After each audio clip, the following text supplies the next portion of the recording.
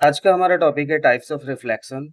Reflection कितने तरह के होते हैं? तो यहाँ पर 2 तरह का रिफ्लेक्शन होता है। एक तो होता है रेगुलर रिफ्लेक्शन। रेगुलर रिफ्लेक्शन क्या है? When light falls on a smooth and shiny surface.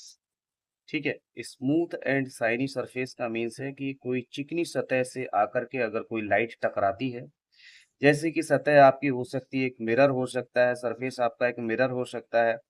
It bounce back in the same direction means अगर कोई भी लाइट अगर चिकनी सतह से या फिर मिरर से आकर के टकराती है तो वो क्या है, सेम डायरेक्शन में रिफ्लेक्ट हो जाती है।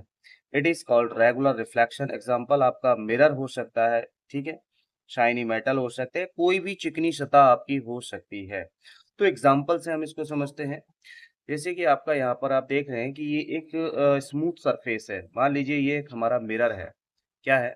इसको हम मिरर मान लेते हैं।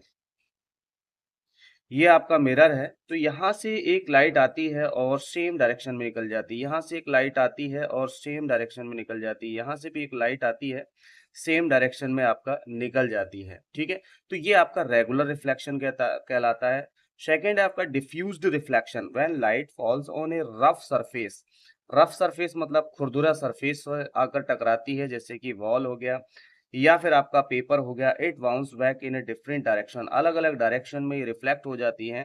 एग्जाम्पल इसके वॉल हो सकता है, पेपर हो सकता है, क्लोथ्स हो सकता है, वुड हो सकता है।